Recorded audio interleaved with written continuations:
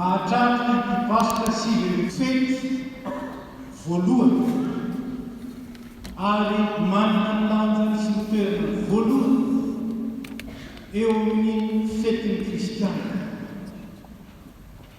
Fa raha tsy natsangana manko Kristy ny paody dia foana ny finoanareo amin'ny mbola amin'ny fahotanareo ihany ianareo. Nefa fantatsika fa fahafatesana ny tambon'n'ota, nefa kosa fiainana mandrakizay no men'Andriamanitra antsika ao amin'ny Jesosy Kristy, ilay zanany tokana maty nefa nitsangana tamin'ny maty ary manome fandresena sy mitondra ao amin'ny fiainana vaovao izay rehetra mino azy. Arabo anatin'ity fotoana ity iray ary indrindra mifaliana satria afaka mankalaza izao fety lehibe ho an'ny kristianina rehetra izao. Tangana velona avy tamin'ny maty ary ny filohan'ny mpanjakany an-tany. Amen. Petrasika.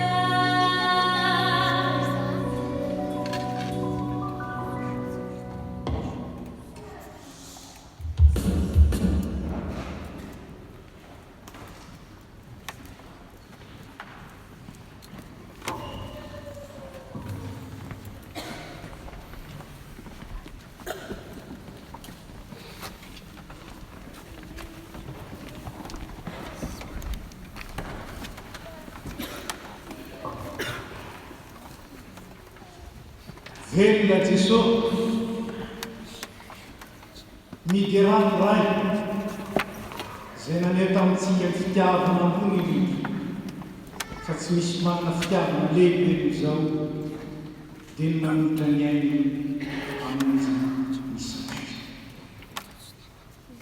dia rao mitombo fa be fitiavana izy fa dia rao mitombo satria nitanterahana antsika ny fanam-pitiavana ambony indrindra any olo fa tiany izao sy hiara-mijanona isika.